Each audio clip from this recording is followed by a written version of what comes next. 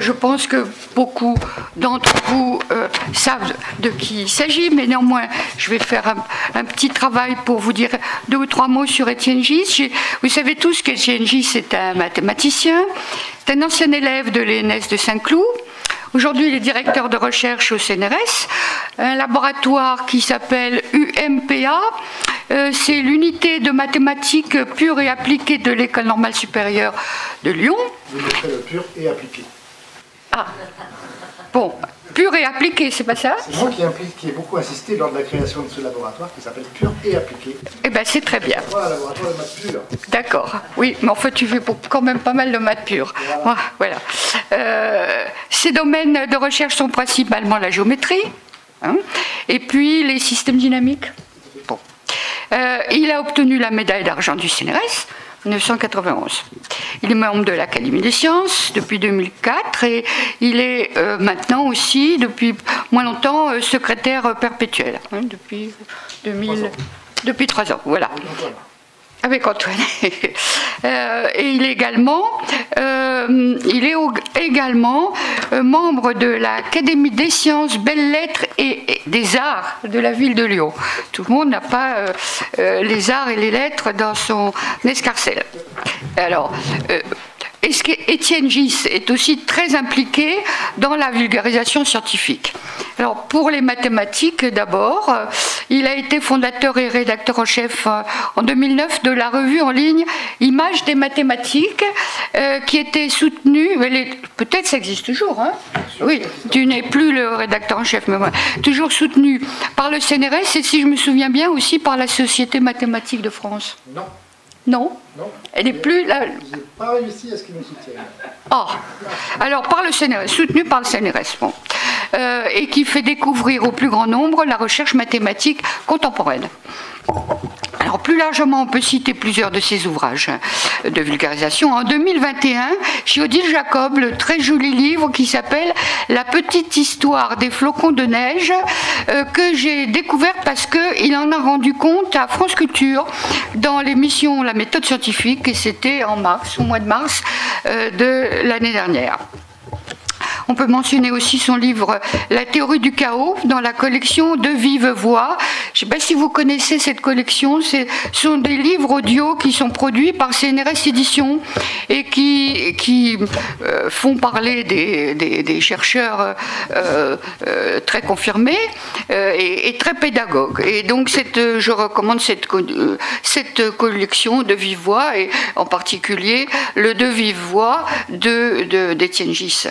Et c'est une petite anecdote là-dessus, ce sont des livres audio. Oui. Et puis j'ai fait ça sans beaucoup d'ambition. Et puis un jour j'ai appris qu'il faisait partie de la sélection d'un prix. Et alors c'est un peu comme les Césars. On se présente, et j'ai eu tellement de bonheur d'avoir un bel objet en plâtre. Waouh! Alors ça, je ne savais pas, donc je n'ai pas pu le dire, donc tu peux compléter. Mais il y a aussi beaucoup de physiciens, hein, et puis pas que des scientifiques, d'ailleurs, dans cette collection de vive voix de CNRS Éditions, qui en est très content. Et puis les lecteurs du Monde Sciences et Médecine ont pris goût, comme moi, à ces fréquentes chroniques de vulgarisation qui utilisent l'œil du mathématicien. Alors certains d'entre nous se souviennent de l'explication du ballon de football qui est vu comme composé de 6 faces identiques. C'était je ne sais plus quel championnat international de football, et tu avais fait ce petit... et c'était pas du tout facile. Hein. Coupe du monde de foot au Brésil. Ah voilà, et c'était pas du tout facile à comprendre, mais c'était très bien expliqué. Hein. Non mais moi je suis pas très bonne en géométrie. Et puis plus récemment, moi j'ai bien aimé les maths dans votre passe sanitaire. Vous l'avez peut-être vu récemment. On peut en citer comme ça beaucoup. Hein. Alors, je signale aussi qu'il a été, comme moi, avec moi, nommé par François Hollande membre du COPAD, c'était le comité d'orientation du Palais de la Découverte. Je le mentionne parce que l'Union rationaliste s'intéresse quand même beaucoup au sort du Palais de la Découverte.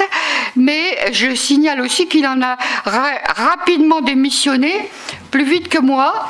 D'ailleurs, il a eu bien raison, vu l'inefficacité de ce comité, et puis qui a été, bien sûr, donc je ne veux pas m'étendre là-dessus, mais très inefficace pour enrayer le démantèlement de l'actuel musée.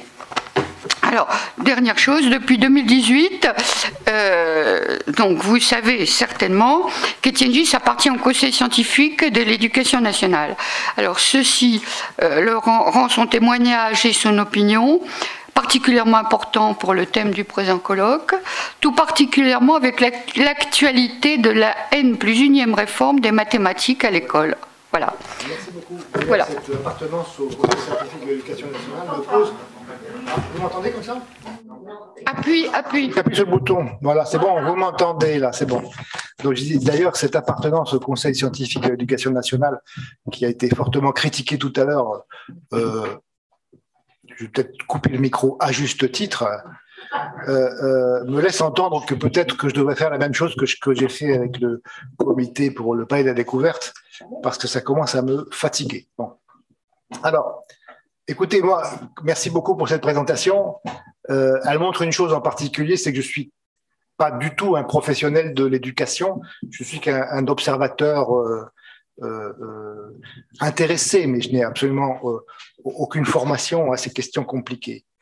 J'aurais voulu faire aujourd'hui quelques petites remarques qui sont en particulier reliées à l'actualité que nous voyons dans la presse, particulièrement autour des mathématiques et de leur disparition ou non-disparition au lycée. C'est un sujet délicat et je suis un peu plus informé depuis ce midi, puisque j'ai eu l'honneur ce midi d'être invité à déjeuner où étaient présents 3 autres confrères, mais aussi le DGESCO. Donc on a passé 2 heures très agréables, on a très bien mangé d'ailleurs, mais on a passé 2 heures très agréables à discuter de ces questions de mathématiques au lycée et de généraliser un peu autour des questions reliées à l'enseignement des sciences et tout particulièrement, comme vous le savez, de la discipline qui s'appelle enseignement scientifique en première et en terminale. Donc je vais essayer de donner quelques points de vue sur ces questions en les généralisant un peu et j'espère que ça sera l'occasion d'une discussion parce que vous le comprendrez très vite, mon point de vue personnel n'est pas exactement le même que celui de ma communauté mathématique. Commençons par une question tout à fait claire. On l'a entendu tout à l'heure, il y a un déclin absolument indiscutable des résultats obtenus par l'éducation dans notre pays. Je voudrais juste insister sur une chose, ces fameuses enquêtes qui montrent ce déclin, en fait, ont 2 composantes. Il y a une composante spatiale, en quelque sorte, dans laquelle on compare les résultats d'un enfant français avec les enfants des autres pays d'Europe. C'est une chose, et sur cette question, on voit bien que nous sommes, je ne sais plus, 21e sur 22 ou quelque chose comme ça. C'est une chose, mais qui, en quelque sorte, m'angoisse moins. La conférence précédente était un peu angoissante, je dois dire. Je trouve que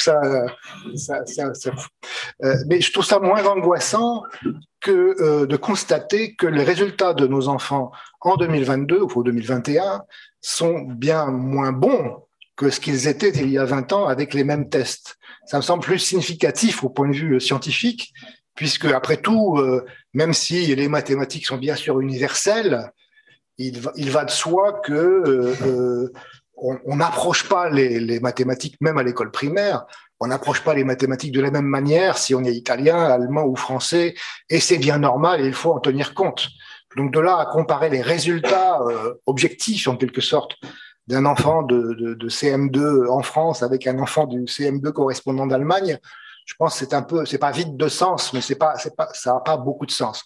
En particulier, en revanche, comparer la façon dont nos enfants évoluent au cours du temps, là, je trouve que c'est assez angoissant. Et en effet, les chiffres sont parlants et sont très, très catastrophiques. Je voudrais vous donner un exemple que je trouvais intéressant. On parlait tout à l'heure du Conseil scientifique de l'éducation nationale qui est présidé par Stanislas Dehaene.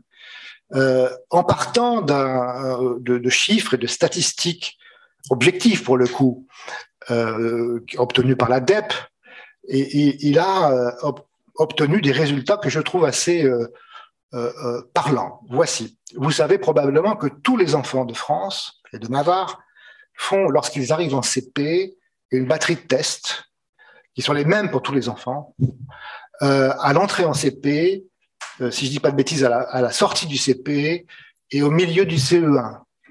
Nous avons donc non pas un échantillon, mais nous avons une photographie précise de 700 000 enfants. C'est quand même quelque chose c'est plus qu'un sondage comme on voit dans les journaux aujourd'hui. On a 700 000 enfants qui ont fait les mêmes tests. Et alors, on peut donc dépouiller tout ça, et la DEP l'a fait.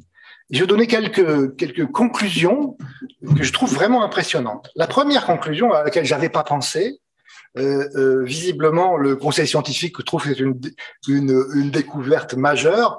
Je pense que tous les instituts de France le savent parfaitement. Enfin, voici ce qu'ils ont constaté, c'est que le mois de naissance est très important pour le résultat à ces tests. Ça paraît bizarre a priori, mais quand on a 6 ans, avoir 6 ans ou avoir 7 ans, c'est pas pareil. Ce qui fait que les professeurs des écoles, avec des enfants qui sont en CP, ils doivent fonctionner, ils le savent implicitement ou ils le savent, c'est leur métier. C'est pas pareil pour les enfants de janvier et les enfants de décembre. Ça, c'est une première constatation. Puis une deuxième constatation que je trouve, là, c'est en quelque sorte, c'est la biologie, c'est la vie, c'est comme ça. Hein. Deuxième constatation que je trouve intéressante, c'est lorsqu'on compare les résultats des enfants en fin de CP et en début, il faut que je regarde un peu l'heure, que j'ai toujours tendance à être un peu bavard. Quand on regarde les résultats en fin de CP et en milieu de CE1, on voit avec... c'est scandaleux. On voit que les enfants de milieux défavorisés perdent de niveau pendant les vacances scolaires. Alors que les enfants de milieux favorisés gagnent de niveau pendant les vacances scolaires. Et si vous voyez, je ne sais pas ici, puis quand on voit les statistiques, c'est encore une fois, il ne s'agit pas de sondage, il s'agit de chiffres officiels. Et donc on voit apparaître cette inégalité que nous connaissons tous, mais qui apparaît vraiment dans les yeux et qui nous frappe beaucoup. Et puis, une question dont nous allons parler tout à l'heure aussi, et qui est, à mon avis, on va en parler, on parle beaucoup des garçons, des filles au lycée, pour les maths, etc. Je vais essayer d'aborder un peu la question tout à l'heure très superficiellement. Hein. Je ne peux pas aborder encore une fois, je ne suis pas spécialiste de la question. Si on compare les 350 000 garçons et des 350 000 filles à l'arrivée en CP, on constate une égalité parfaite au niveau des mathématiques, parfaite au niveau du français. Mais dès la fin du CP, les filles ont décroché par rapport aux garçons en maths et n'ont pas décroché par rapport aux garçons en français. Et ce décrochage s'amplifie encore au milieu du CE1. Comment interpréter cela? C'est une complication, vous en savez plus que moi certainement, ce qui est d'autant plus surprenant que, comme vous le savez, l'immense majorité des professeurs des écoles sont en fait des femmes.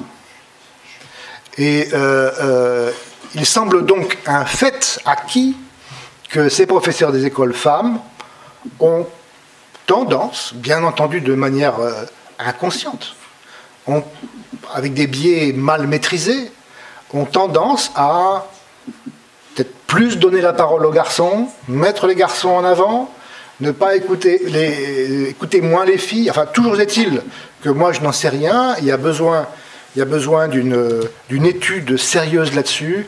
Ce décrochage entre garçons et filles en maths, et on verra plus tard en sciences, ce décrochage commence très tôt au CP.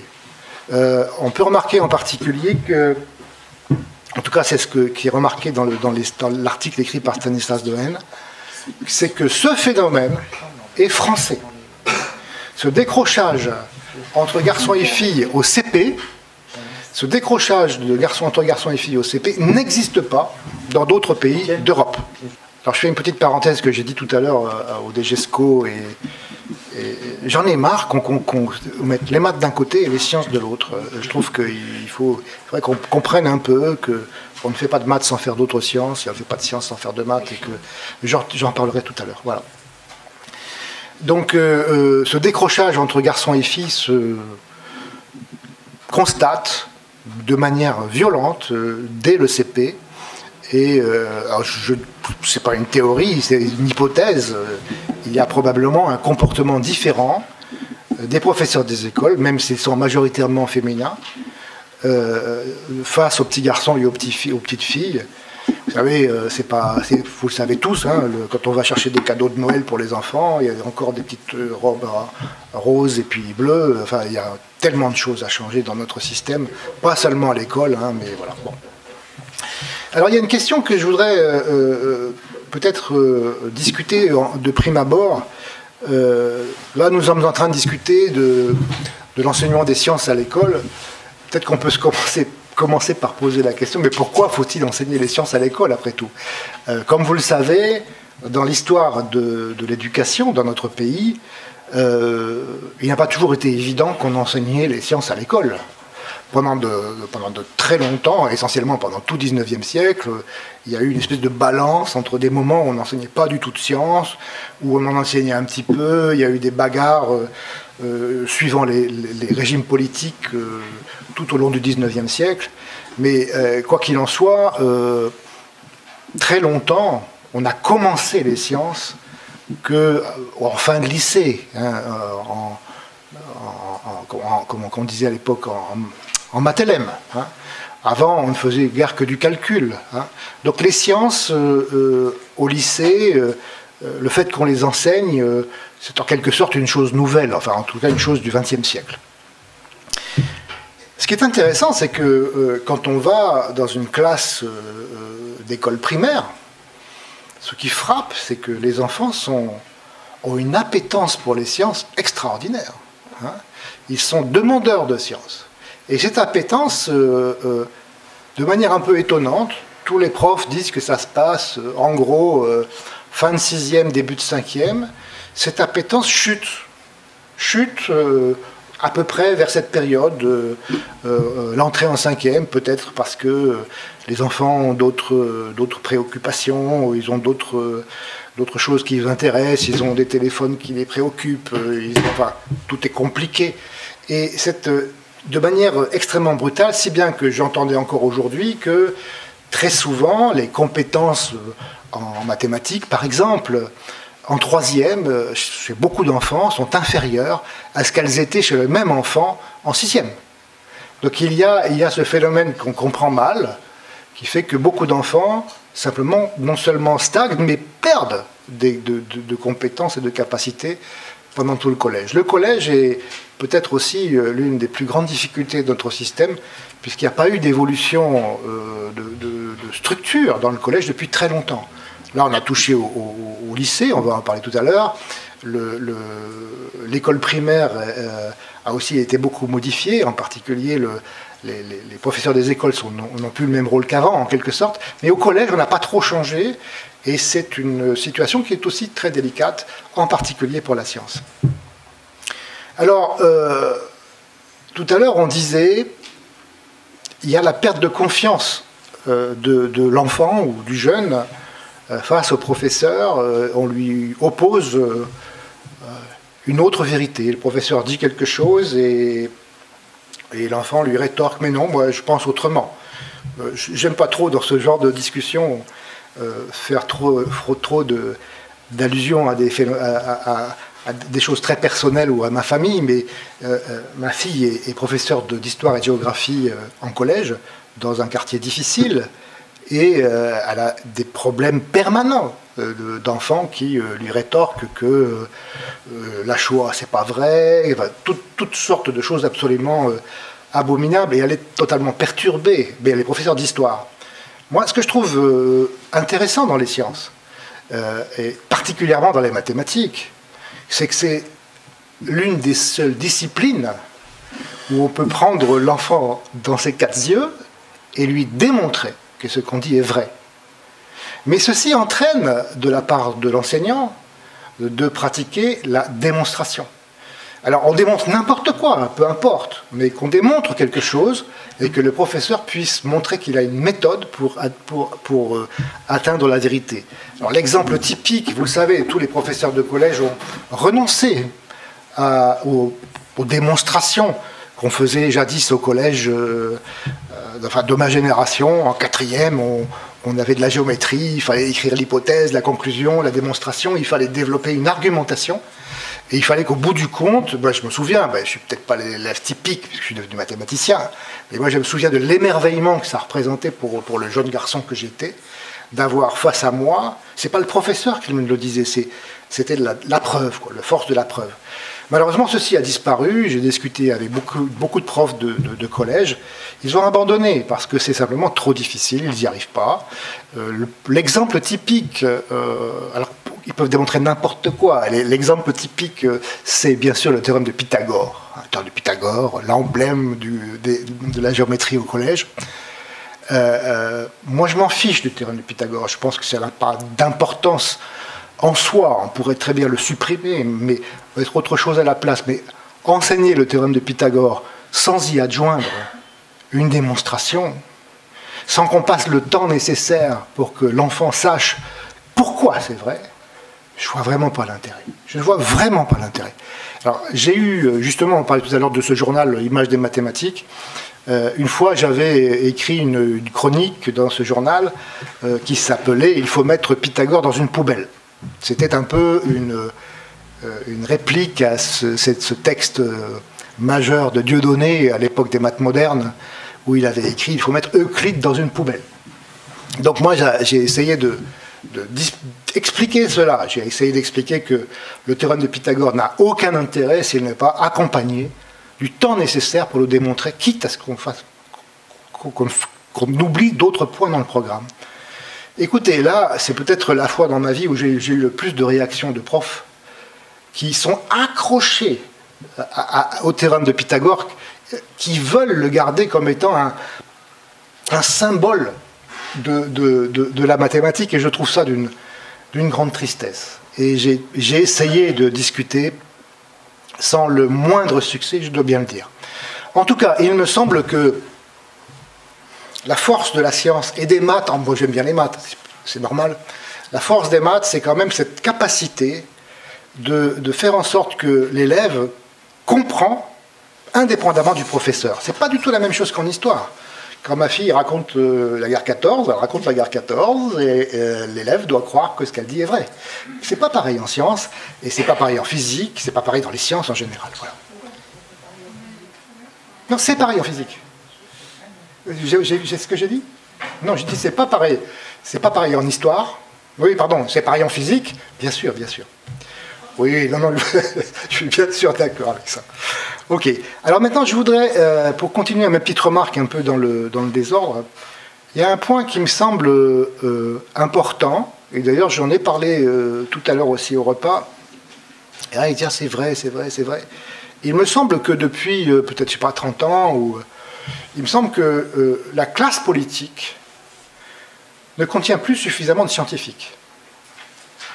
Et la conséquence de cela, c'est que dans la façon de s'exprimer, de communiquer, il y a comme une espèce, peut-être pas de dédain, mais de très petite mise en valeur de la science dans le discours public.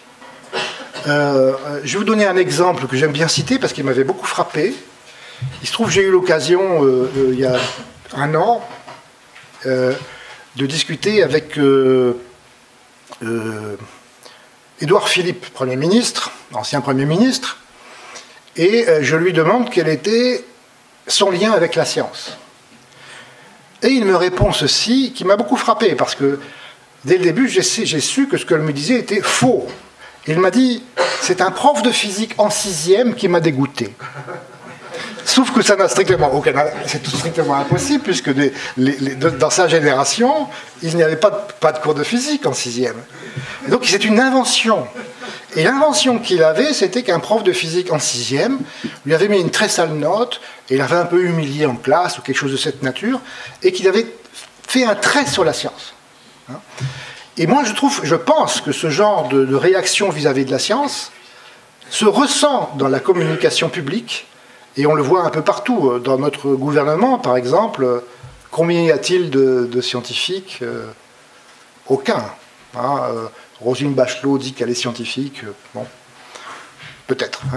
Donc on a ce problème de communication. Comment? Vidal, quand même. Ouais. Oui, je ne ferai pas de commentaires. Voilà. Bon, ok. Alors, est-ce qu'on peut essayer de comprendre un peu quel est ce désamour pour la science dans la sphère politique, par exemple? Il y a beaucoup de raisons, et la plupart des raisons sont, vous les connaissez tous, la plupart des origines se trouvent au niveau de l'école primaire, on l'a dit, et principalement à cause du fait que les professeurs des écoles, je crois que j'ai entendu tout à l'heure la statistique de 70%, moi je crois que c'est 80%. 80% des professeurs des écoles ont fait des études littéraires au sens général, sciences humaines. Et ces pauvres professeurs, il faut bien le dire, se retrouvent à enseigner les mathématiques et les sciences en ayant une peur de le faire. Une peur, tout simplement, parce qu'ils ne sont pas compétents et ils ont le plus grand mal avec les choses les plus élémentaires. Tout n'est pas catastrophique. Il y a des bons exemples. Tout à l'heure, je vous disais que j'aime pas trop parler de ma famille, mais je vais vous donner un exemple de ma petite fille qui est dans une petite école communale dans un petit village dans la Drôme. Et je lui téléphone l'autre jour et elle me dit « J'ai appris l'espace-temps ». Et elle est en CM1.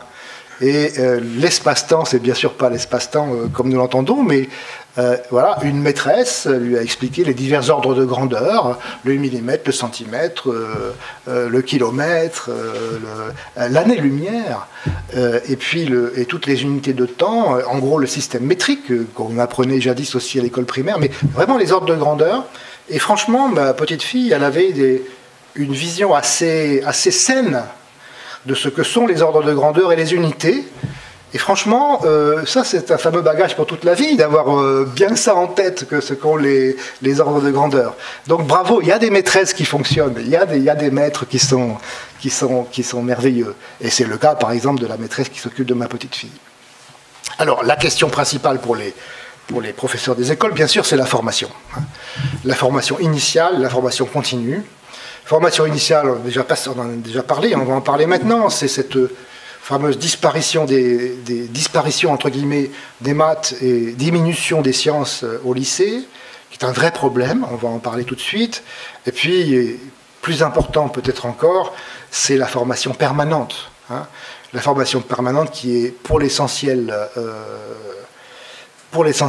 inexistante, ou en tout cas bien trop insuffisante.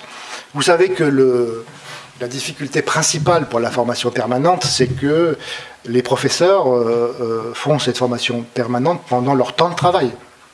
C'est comme ça. C'est normal. Mais comme ils font ceci pendant les temps de travail, il faut trouver des remplaçants pendant le temps où ils sont en formation. Et ceci coûte beaucoup, beaucoup, beaucoup d'argent. Donc il faut trouver une solution, et l'Académie des sciences, depuis très longtemps, a milité, et j'ai encore essayé de rajouter une couche aujourd'hui, milité pour qu'on puisse décider qu'un enseignant est payé un certain nombre d'heures dans l'année, et que dans ces heures, il y a un quota d'heures pour la formation. Et ça, c'est évident que ça coûte de l'argent, et on ne s'en sortira pas si on ne règle pas ces questions financières. Il faut absolument que les enseignants puissent avoir une formation permanente de qualité, et ça va coûter de l'argent, et tout à l'heure on l'a évoqué aussi, la façon dont leurs salaires se sont érodés au fil des ans, c'est un autre point fondamental. Il faut absolument que les profs gagnent plus d'argent. C'est tellement évident qu'on a un peu honte de le rappeler, mais il faut le dire. La formation continue, c'est d'une grande complexité. La main à la pâte, on parlait tout à l'heure, la main à la pâte, certes, c'est une association entre guillemets petite, mais quand même pas si petite que ça, parce qu'elle a diffusé dans toute la France en créant des maisons pour la science qui aident les professeurs.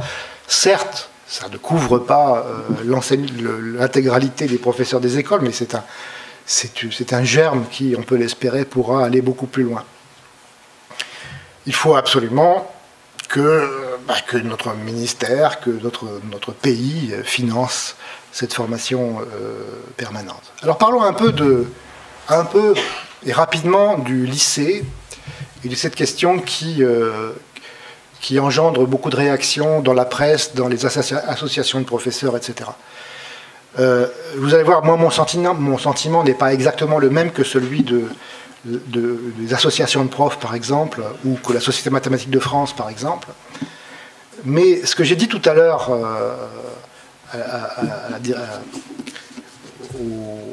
la directrice de cabinet de Blanquer, c'est que, bon, il y a une constatation. La constatation, c'est qu'il y a une communauté entière qui est en souffrance, qui est dans un grand malaise, et qui peut-être ne dit pas des choses tout à fait correctes, mais il faut les écouter, et il faut en prendre compte. Il ne faut pas dire on a raison, il faut en prendre compte. Alors, est-ce qu'ils m'ont écouté? J'en sais rien, mais il est question maintenant qu'ils mettent en place des concertations, on va voir ce qui va se passer, etc.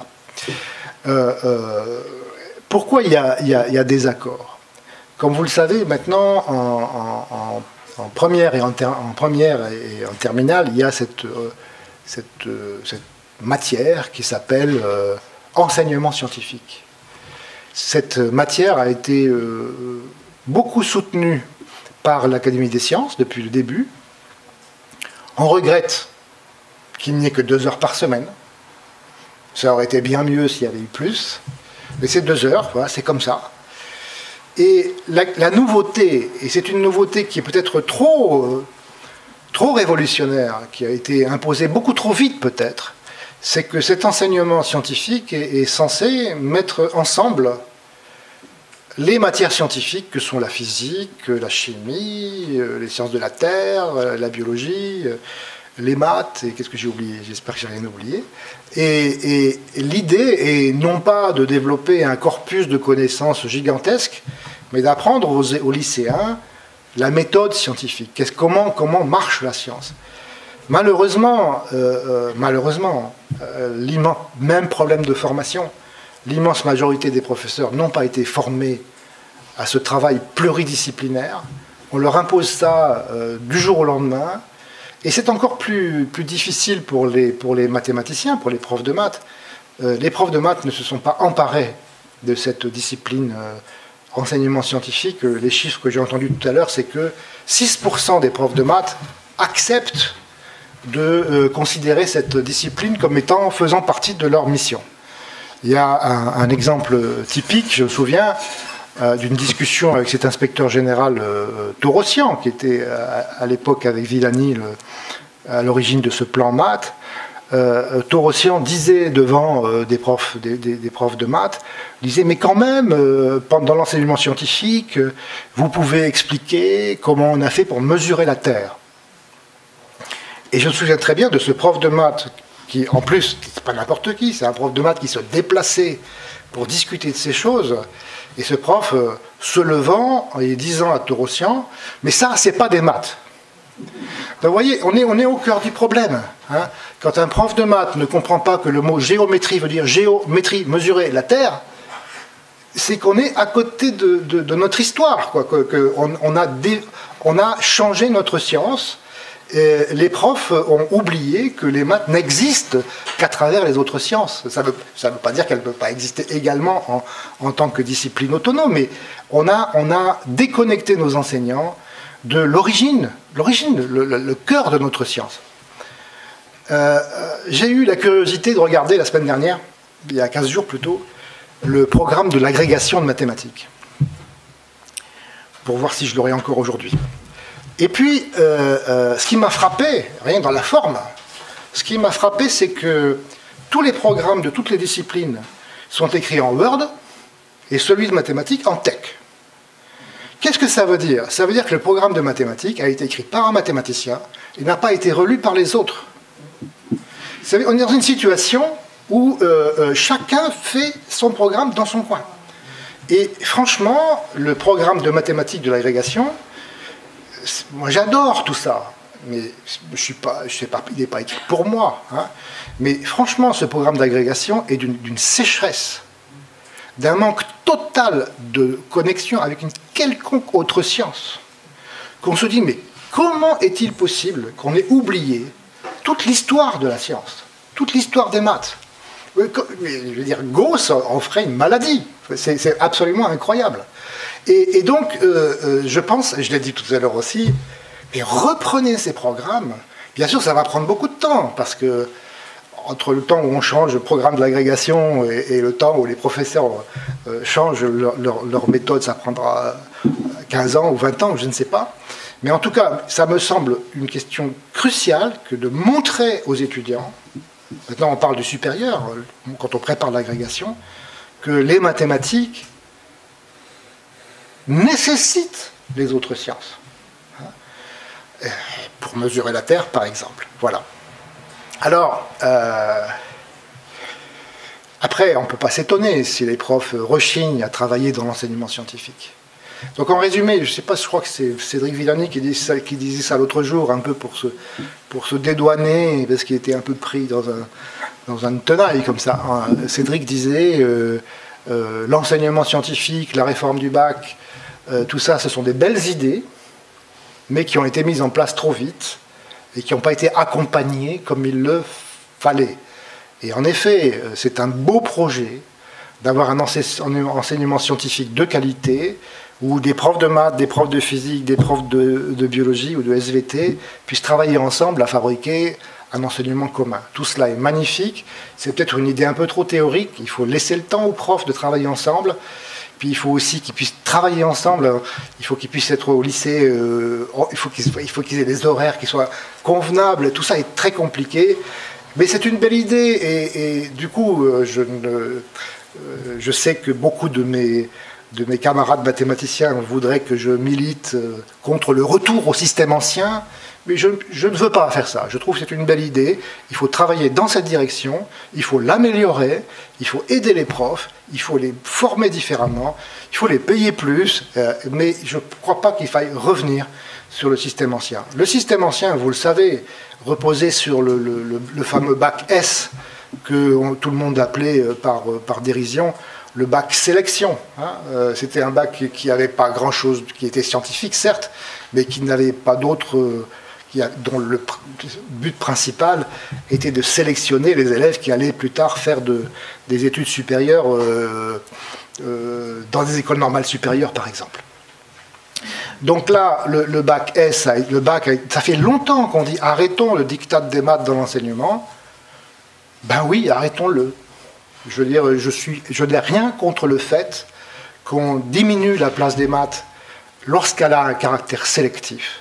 En revanche, et j'ai essayé de défendre ce point de vue aussi aujourd'hui, en revanche, le fait d'arrêter toute forme de mathématiques dans l'enseignement commun en première et en terminale est une erreur, puisqu'on va se retrouver donc avec des futurs professeurs des écoles qui, dans leur formation, auront eu un trou de 2 ans, et c'est pas n'importe quel 2 ans, c'est 2 ans quand on a 16 ans, 17 ans, 18 ans, c'est des années cruciales dans la vie, c'est 2 ans sans mathématiques, c'est clair que c'est pas une bonne idée. Donc je pense qu'il faudrait absolument qu'il y ait la possibilité de faire des maths, mais peut-être pas des maths spécialités, peut-être pas des maths, comment on dit, expertes. Je pense qu'il faudrait proposer, je ne sais pas si je serais écouté, hein, mais je crois qu'il faudrait proposer en première et en terminale la possibilité de faire des maths pour le citoyen. Des maths, je ne veux pas dire au rabais, c'est pas ce que je veux dire, mais des maths dont un citoyen averti, intelligent, puisse avoir besoin. Comme tous, vous avez vu à quel point notre société pleine de fausses informations, d'antivax dans tous les sens, a le plus grand mal à comprendre même les propriétés les plus basiques de la croissance exponentielle. Normalement, on devrait comprendre tout ça, et on se rend compte que les journalistes ne comprennent rien à l'exponentiel. Pourtant, c'est des gens très intelligents, qui sont très cultivés, qui ont appris beaucoup de choses, et ils ne comprennent rien à l'exponentiel. Il faut qu'on fasse quelque chose contre ça. Mais regardez, j'ai regardé est-ce que vous savez comment on définit l'exponentiel au lycée? L'exponentiel, pendant le confinement, le premier confinement, j'ai fait du soutien scolaire. Et je faisais du soutien scolaire avec un élève qui apprenait l'exponentiel. Et la définition que son professeur lui avait donnée, j'ai vu, c'est la définition officielle dans les programmes.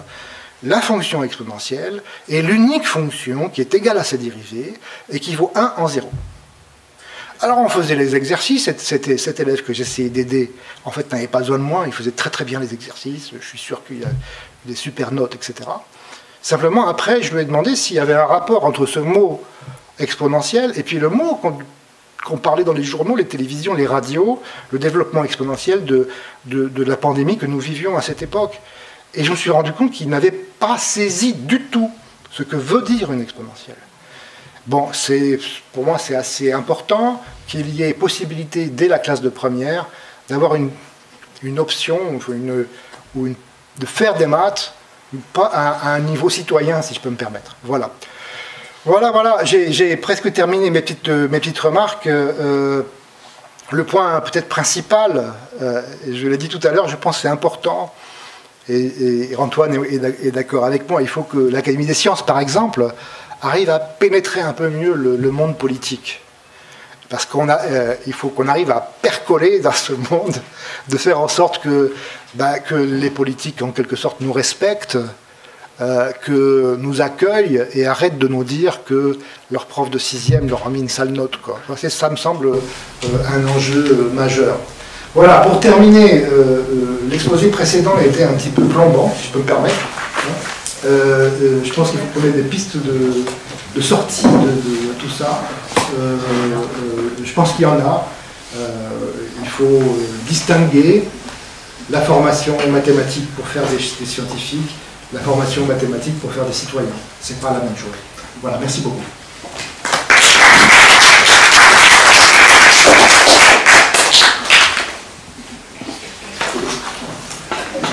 Des questions?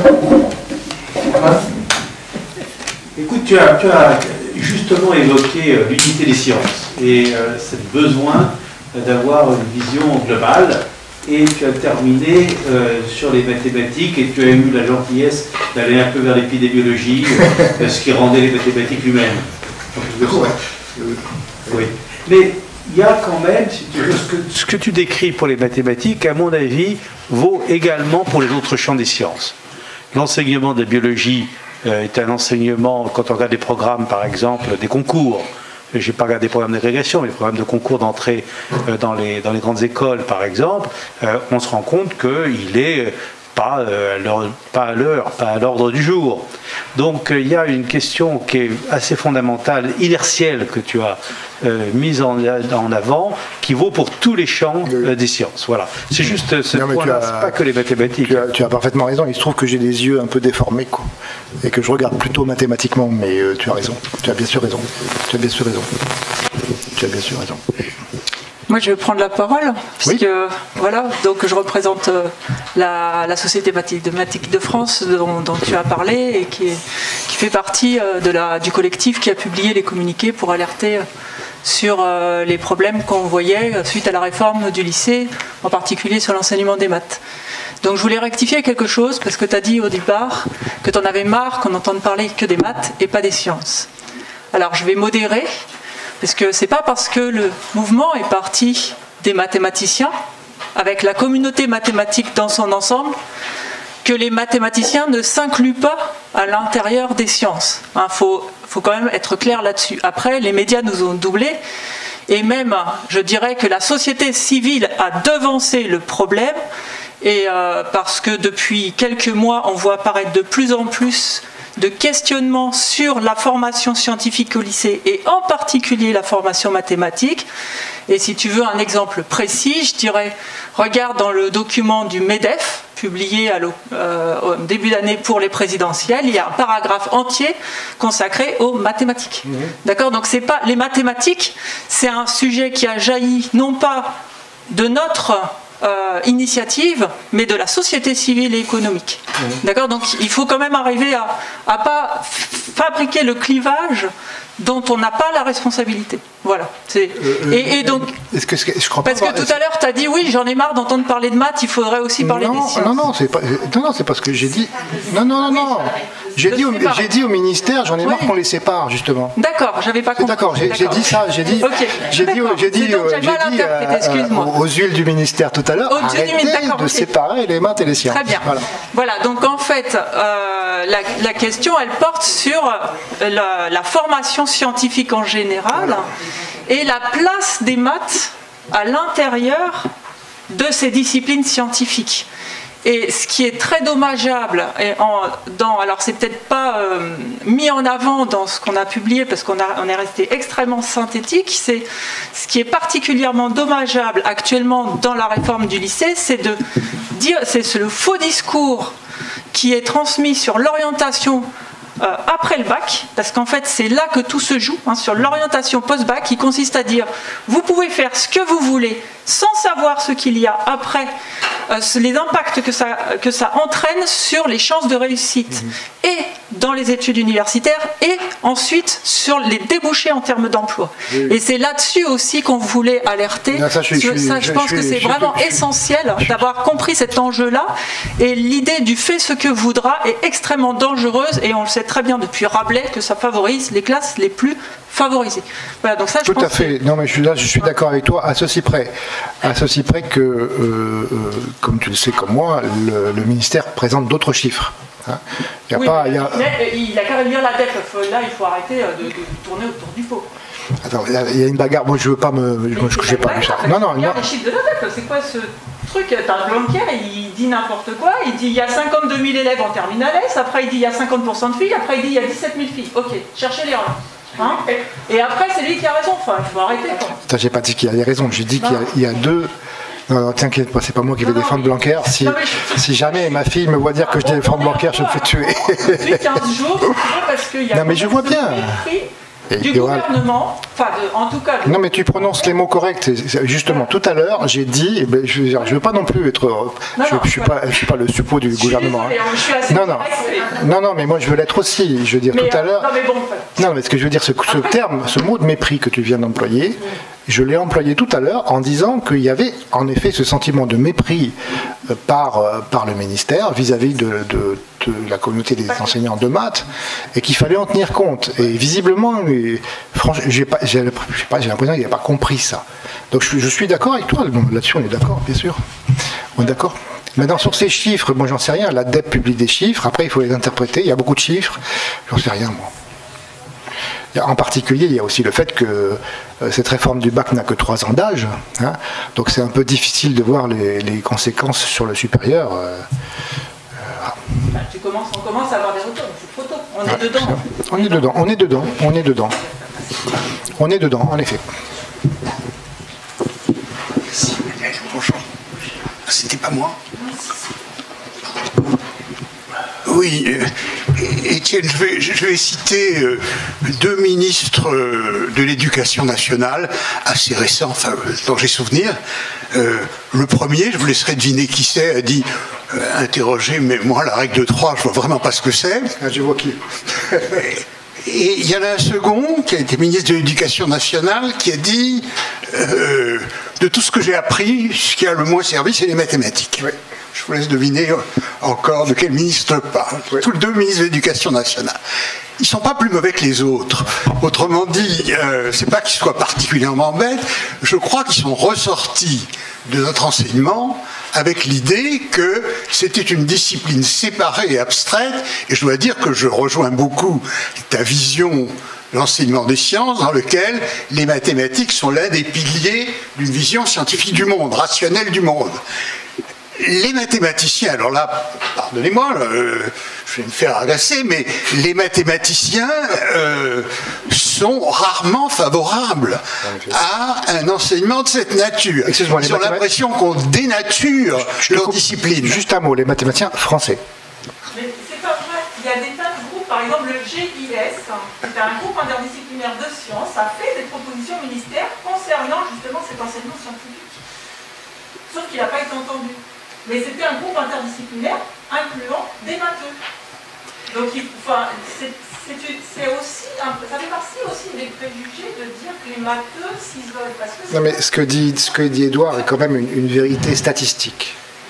Va faire un tour dans les lycées, dans les salles de profs, c'est le sentiment. Il y a des problèmes au niveau de la formation. Oui, c'est une vérité. Bien sûr qu'il y a des contre-exemples, mais statistiquement, il y a ce sentiment. Peut-être aussi que pendant très longtemps, les mathématiciens étaient en haut de la pyramide d'Auguste Comte. Et ils se rendent compte qu'après tout, il y a autre chose que ça, et ils perdent un peu leur statut. Le prof de maths dans les salles de profs, dans les lycées, jadis avait un prestige qu'il a en gros perdu. Il n'y a plus de profs de maths. Il n'y a plus de prof de maths. J'aurais pas dû poser la question. Il y a plus de profs de maths. Mais si, il y a encore des profs de maths, heureusement. Non, mais écoute, je comprends très bien ton... Non, mais 1,6, on est là par poste. Oui, non, mais attends. Non, ce que je veux dire, c'est que je comprends très bien ton irritation et je suis prêt à la partager, mais je ne suis pas sûr qu'elle soit très constructive dans cette situation présente. Ce que je veux dire, c'est qu'il faut arriver à modérer. Oui. Parce que là, la vision donnée est quand même extrêmement réductrice. Quelle vision? Après, du matheux qui refuse tout ça. Va faire un tour à l'Académie des sciences, tu verras que les matheux sont un peu spéciaux. Hein. Oui. Oui.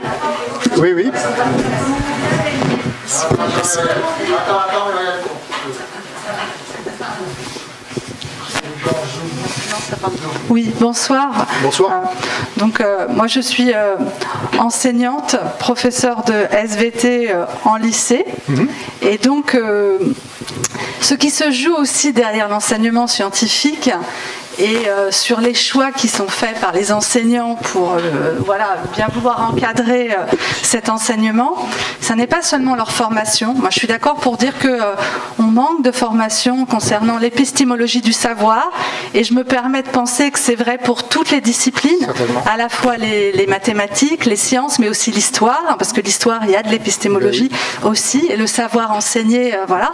Donc ça c'est quelque chose peut-être qui manque dans toutes les disciplines, mais ce qui se joue aussi dans la répartition du choix des professeurs, ce sont aussi les services. Oui. Et qu'en réalité, les enseignements scientifiques, en l'occurrence et en particulier les professeurs de SVT, ont énormément perdu d'heures avec la réforme, et donc bien se joue derrière ce choix des heures données aux professeurs, qu'ils puissent rester en poste dans l'établissement où ils travaillent.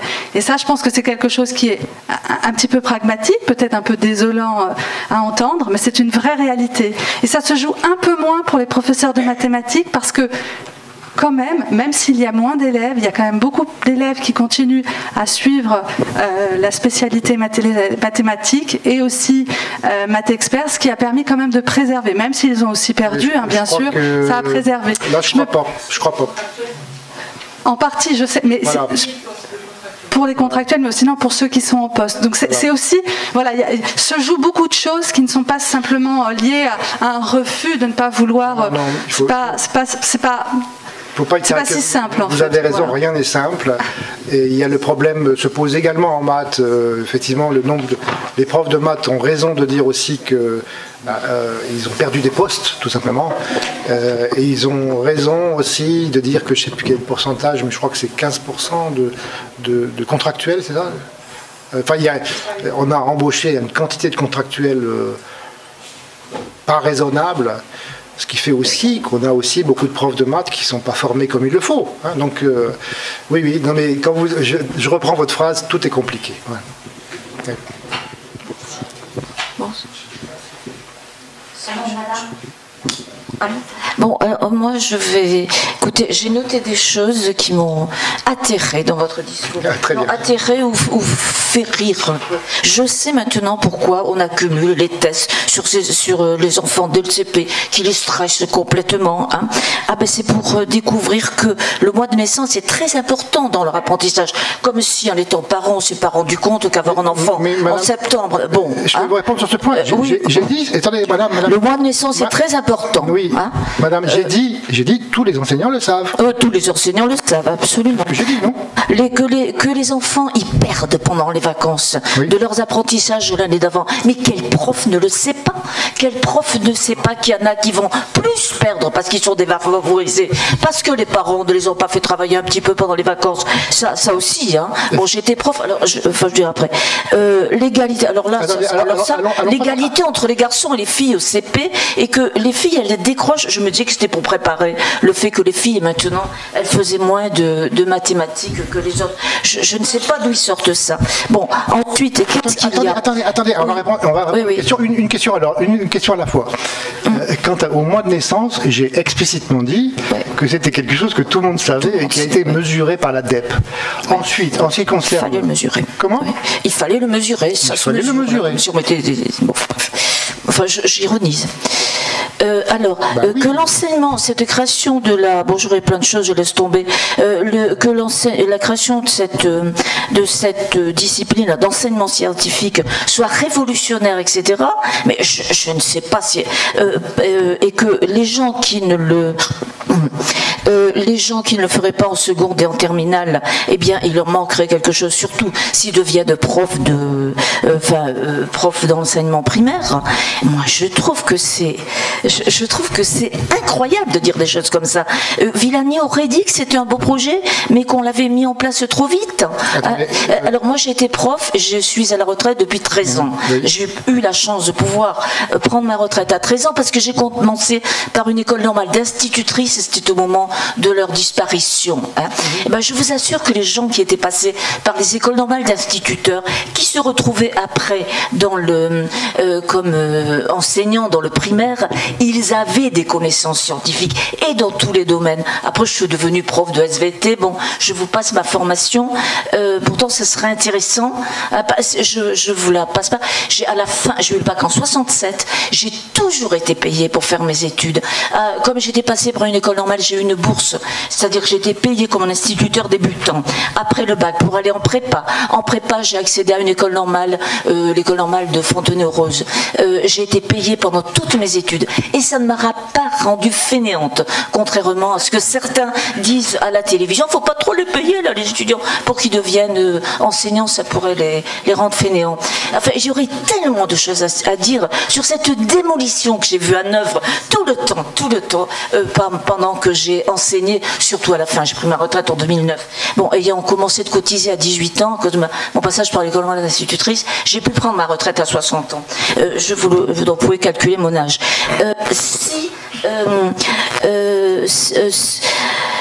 Si on reproche, on dit que les enseignants de primaire, ils n'ont pas de formation en sciences, etc. Mais il n'y a qu'à en revenir à ces fameuses écoles normales d'instituteurs où on était payé, où on rentrait sur concours, etc. C'était génial, ça. Moi, je trouve que c'était un des temps fabuleux pour la République que j'ai vécu, moi.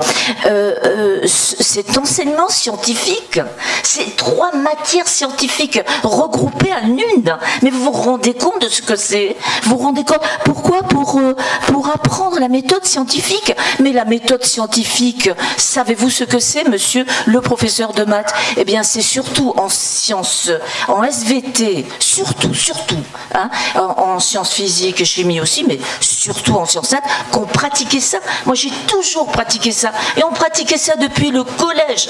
Et on pratiquait ça en seconde. C'est pas en première et en terminale qu'on va apprendre ça.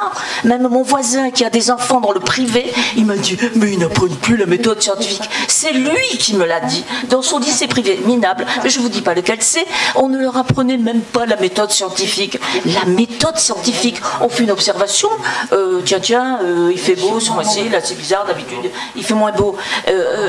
Problème, question, mais comment expliquer cela? Hypothèse, bon, etc. on fait des manips, on va chercher dans les articles. Mais c'est fondamental pour la formation de l'esprit scientifique, ça. Et on va prendre une seule question là. Vous dites que le bac S, c'était devenu un bac sélection. Mais qui ne sait pas que le bac S ne jouait plus son rôle de sélection? Parce que tous les parents voulaient envoyer leur gamin en S, qu'ils soient bons en maths, ou etc. Moi, j'ai vu en tant que prof des élèves, mais laminés par cette volonté des parents. Et leur bac S qu'ils avaient en poche ne pouvait pas leur permettre après de rentrer dans de bonnes prépas, de grandes écoles, etc. etc. Ça fait tellement... Oui, arrêtez. Oh, tant pis. Non, mais vous avez dit des choses, monsieur, qui ne sont pas exactes. Et maintenant que ce nouveau bac-là, il va se mettre à jouer aussi un rôle de sélection, un rôle sélectif, quand ils verront les gens qui arriveront en fac, qu'ils n'arrivent plus avec leur option bizarre à suivre. J'arrête. Merci. Oui. Merci. Merci madame.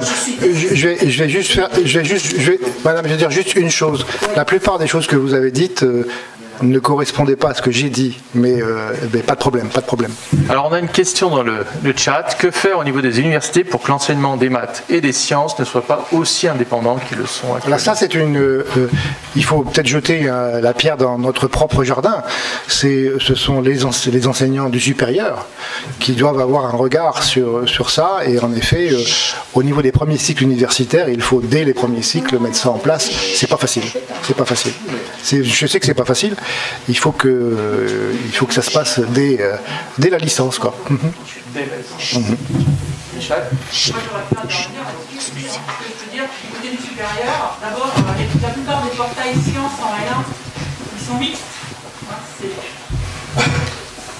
Oui, si je peux me permettre, donc au niveau de l'orientation, après le bac en licence, les portails des licences, la plupart du temps, sont polyvalents. Il n'y a pas que maths, il y a maths info, maths physique, ou alors toutes sciences. Donc ils sont variés, ça dépend des universités. Et donc tout est mélangé au départ. Alors après, il y a une spécialisation, mais la spécialisation, elle se fait au mieux, elle se fait à la fin du premier semestre, et sinon plutôt en L2. Mais la première année, bien sûr, ça reste polyvalent. Ça pose d'ailleurs la question de la restriction des choix de spécialité en terminale. C'est-à-dire qu'en terminale, actuellement, un profil scientifique ne peut plus suivre que 2 disciplines scientifiques de spécialité, ce qui pose un réel problème, en particulier pour, parmi les 5 disciplines, il y a maths, info, SI, SVT, physique. Eh bien, SI a été divisé par 3 depuis il n'y a plus de SI. Il y avait 22 000 élèves, il n'y en a plus que 6 000 cette année.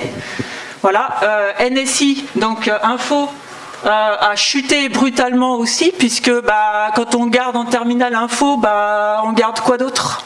Maths, mais alors après il n'y a plus de physique, donc ça ferme la porte aux prépas. Donc c'est compliqué. Et du coup, la restriction de ces choix en terminale et la pauvreté de ce champ scientifique possible est vraiment problématique. Et c'est pour ça qu'on voulait appeler une vraie réflexion sur la place des sciences dans ce programme de terminale, parce qu'à notre avis, la structure même est en cause. C'est-à-dire qu'il faudrait au moins permettre 3 majeurs scientifiques en terminale pour permettre un minimum de champs de possibles pour l'orientation post-bac. Voilà. Merci. Oui, moi je voudrais revenir sur Édouard Philippe et la physique. C'est possible qu'il ait eu un mauvais souvenir, c'était peut-être pas en 6e, c'était peut-être en 4e, qu'il a été ou en seconde, enfin, qu'il a été dégoûté de la physique, mais je pense que c'est quand même pas faux qu'il a été dégoûté de la physique, et peut-être pas seulement parce qu'il avait une mauvaise note. Donc, ce que je voulais... Cet exemple est assez typique. Oui, oui, peut-être. Non, mais d'accord. Non, mais je critique pas ton exemple, mais je voudrais revenir. Quand je rencontre quelqu'un, on me dit: ah, t'es mathématicien, moi j'y comprends rien, j'ai perdu. Oui, non, mais je voudrais dire que la physique, quand même, pour l'enseigner et la rendre, pour donner l'idée de ce que c'est que la méthode scientifique quand on enseigne la physique, il est important que, je ne voudrais pas dire les élèves mettent la main à la pâte, parce que je ne veux pas revenir sur la main à la pâte, mais que quand même les élèves fassent des travaux pratiques, et fassent des travaux pratiques intelligemment faits et pas scolaires. Et si je me souviens bien, il y a eu quand même, il y a quelques années, une réforme où en physique, les travaux pratiques mathématiques sont devenus facultatifs. Enfin, c'était à la bonne disposition du proviseur, et s'ils n'étaient pas pris pour l'informatique, etc., ils sont devenus beaucoup moins systématiques.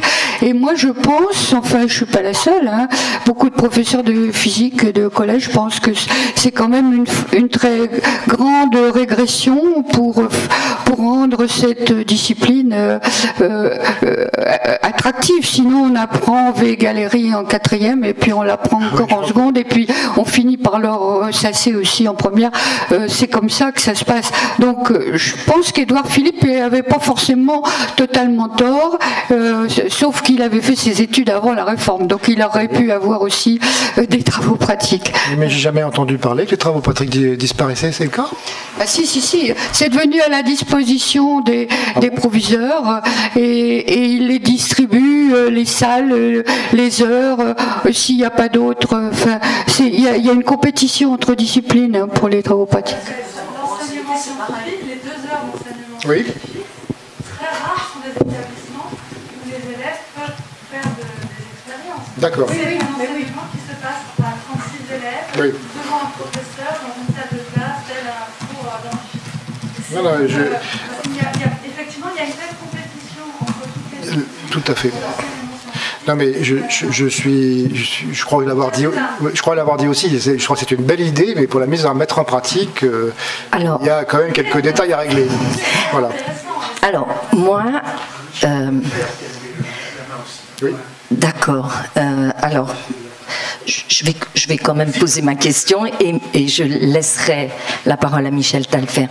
Ouais, impossible pour moi, dans ce colloque de l'Union rationaliste intitulé « Sauvons l'école publique », de ne pas réfléchir de façon aussi politique. C'est-à-dire que je comprends bien votre embarras par rapport justement à la participation au Conseil scientifique de l'éducation nationale, et j'entends bien ce que vous ont dit vos amis, et d'une certaine façon je les comprends, vos amis. Pourquoi? Parce que il me semble impossible de ne pas produire une analyse politique de ce qui se passe avec l'école publique dans une perspective néolibérale qui sacrifie ce qui existait d'un rempart républicain de l'école publique, où on essayait, bon an, mal an, avec toutes les difficultés que nous connaissons tous ici pour avoir enseigné pendant 40 ans au moins, et pour maintenir un niveau d'égalité et d'exigence qui, me semble-t-il, et on est pas mal ici à le penser, a été laminé par des gouvernements successifs, mais là torpillé par le dernier gouvernement, Blanquer, de la maternelle à l'université, dans un projet pour lequel, il me semble, au fond, peut-être, c'est une hypothèse mais qui me paraît plausible, peut-être on va faire fi de l'école publique et on va aider de plus en plus l'école privée, ce qui dans les faits est bien le cas. Et donc je trouve ça à la fois très agréable d'entendre des choses sur les mathématiques. Moi, je suis sûre qu'Étienne, vous êtes parfaitement compétent, mais quand même, il se passe au niveau des mathématiques une destruction systématique d'un enseignement qui existait au collège et au lycée. Je suis moins bonne sur l'université, je suis moins compétente et précise là-dessus. Et sur cet enseignement de la méthode scientifique qui, selon moi, est une peau de chagrin par rapport aux horaires d'enseignement des sciences qui existaient avant la réforme du lycée. Donc, je ne peux pas laisser passer l'idée qu'il n'y a pas un projet politique derrière cette diminution des postes, cette offense faite au statut des professeurs. Et donc je crois qu'à ne pas analyser les choses politiquement, on court le risque de rien comprendre à ce qui se passe. Voilà. Bon. Je ne sais que répondre à ça, à part que je ne sais pas de quels amis vous parlez. Non, vos amis qui vous ont dit que peut-être qu'il faudrait peut-être qu'il faudrait, de même que vous avez démissionné du COPAD assez rapidement, oui. démissionner aussi du Conseil scientifique de l'éducation nationale. C'est ça, vos amis qui vous ont conseillé ça, non? Ah d'accord, mais c'est pas mes amis, justement. Ah moi, c'était pas des amis, c'était un conseil, mais pas émanant de vos amis. J'ai mal. Quand vous faites partie d'un conseil, c'est pas que vos amis. Non, c'est pas ça que je dis. J'ai compris. Oui. Et que votre fille, professeur d'histoire, et que certains de vos amis vous auraient conseillé, ce que je comprends très bien comme conseil, de démissionner du Conseil scientifique de l'éducation nationale comme vous avez démissionné de façon avisée du COPAD. J'ai mal compris. Dans le bon sens, c'est utile. C'est toujours une question. Défavorable au gouvernement. Si tous les gens qui sont défavorables au gouvernement ne veulent plus collaborer avec le gouvernement, ça s'appelle les collabos. Ensuite, il n'y a plus que les collabos. Oui, je pense faire mon travail et dire ce que j'ai envie de dire quand j'ai envie de le dire. Voilà, je ne crois pas être un collabo. Voilà. Je l'ai pas utilisé. Non, je sais bien. Oui. Je ne rebondis pas sur ce qu'elle vient de dire, mais puisque le mot de conseil scientifique, qu'est-ce qu'il faut faire avec le conseil scientifique, a été prononcé.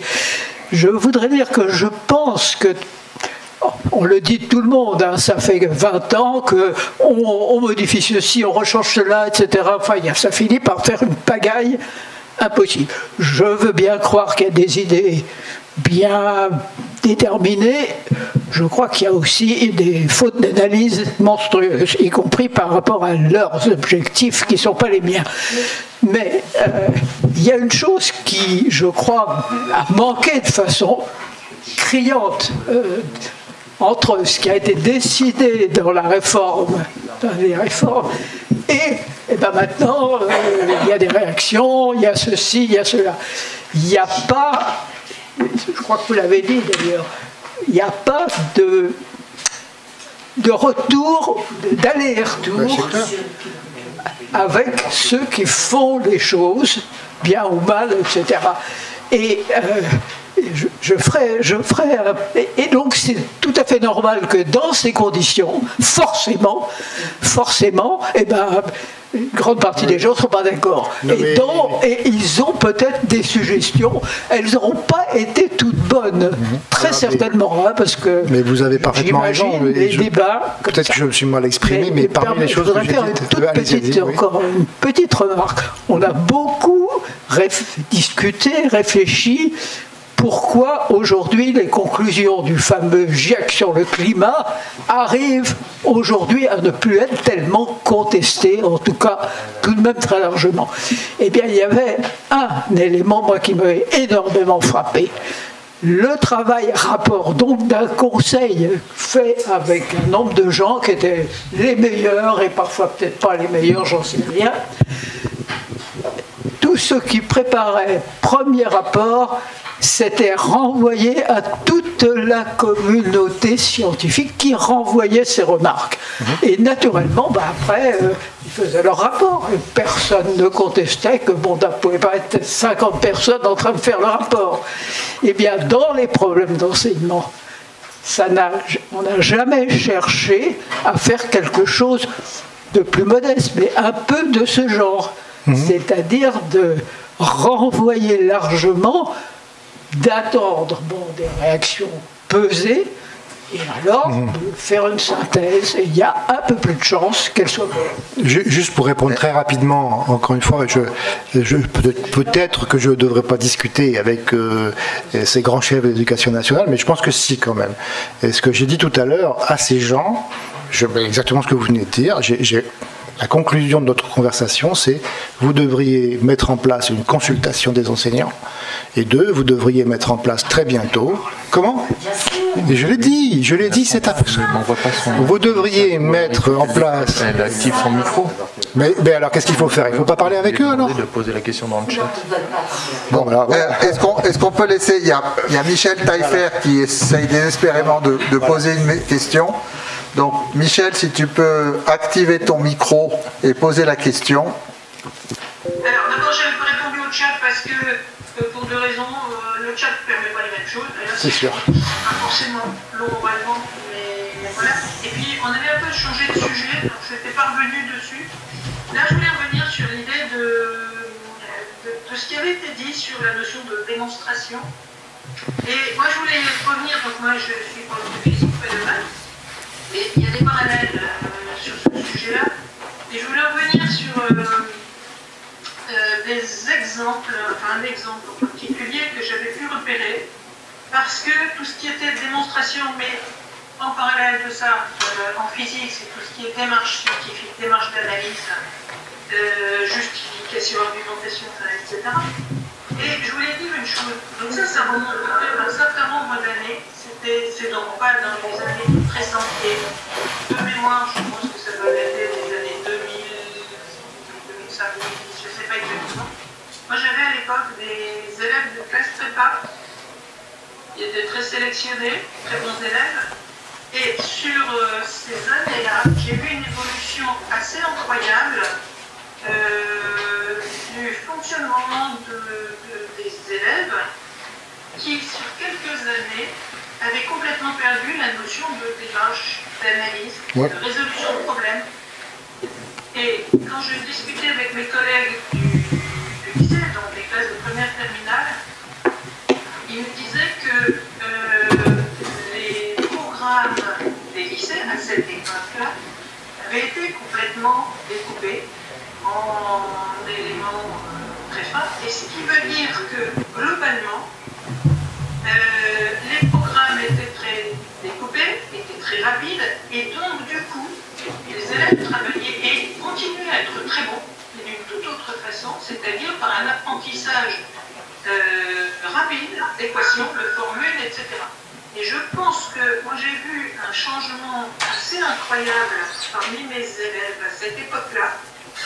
Ils ne savaient plus faire de démonstration, plus d'analyse, plus d'interprétation de phénomènes, plus de démarche scientifique. Et quand on parlait tout à l'heure de l'apprentissage de la démarche scientifique, je ne sais pas si elle peut s'apprendre en dehors d'autres choses, enfin en dehors d'une utilisation concrète, mais je pense que quand on veut repérer tout ce travail de perte de valeur au niveau des sciences qu'on retrouve aussi dans la société, alors le parallèle, est-ce que ces programmes ont été découpés volontairement parce qu'on retrouve effectivement maintenant, vous en parliez tout à l'heure, que ce soit dans des politiques, dans des médias, et le travail, toute cette notion de démarche, d'analyse, de compréhension qui donne envie de comprendre, finalement, je pense, elle est globalement énormément perdue. Et quand on disait que des élèves, entre la 6e et la 3e, il pouvait y avoir des pertes de compétences, d'appétence.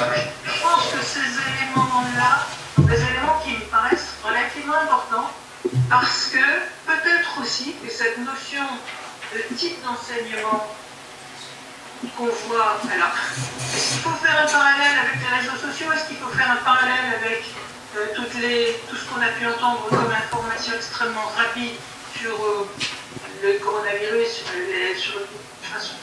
dans le domaine biologique, mais dans toutes sortes d'autres domaines? Je ne sais pas. Je ne veux pas faire de parallèle en mettant cause et conséquence d'un côté ou de l'autre. Mais je pense que ça, c'est quand même un élément qui paraît extrêmement important à repérer, c'est-à-dire cette perte de démarche pour comprendre des phénomènes, pour les analyser. Et la démonstration mathématique, je pense qu'il y a des éléments communs de part et d'autre. Alors voilà, c'était un peu sur cet élément-là que j'avais voulu réagir. Merci beaucoup, Michel.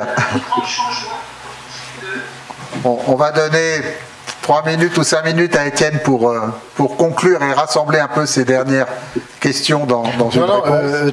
Très rapidement, je me suis peut-être mal exprimé, mais je pense que le débat est important.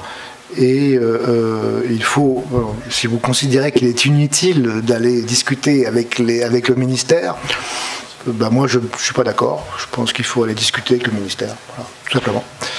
Même si je ne suis pas d'accord avec la plupart des choses qui sont faites, je peux vous dire que je ne suis pas du tout un soutien de Blanquer. Hein. Donc je répète que j'ai proposé, en sortant de ce cabinet, j'ai proposé une vaste concertation des enseignants.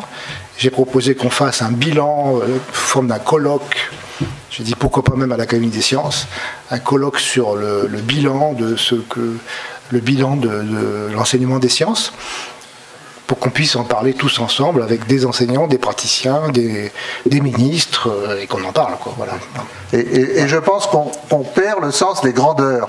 Mener une classe d'âge entière au baccalauréat, c'est pas du tout la même chose que ce qu'on faisait il y a 20 ans ou il y a 40 ans, où on avait 30% d'une classe d'âge qui arrivait au baccalauréat.